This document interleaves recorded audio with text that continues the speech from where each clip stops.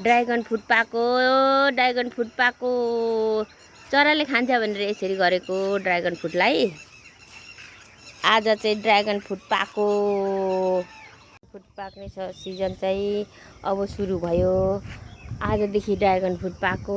आज असार 3 गते ड्रागन फ्रुट चाहिँ यसरी पाकिरहेको छ। के अरे यसरी ड्रागन फ्रुट आजदेखि पाक्न थालिहाल्यो। हल्का हल्का गरेर कति पाकेको छ है। ड्रागन फ्रुटहरू यसरी पाकिरहेको छ एकदम रमाइलोसँगले। ड्रागन फ्रुट यसरी पाकिरहेको छ।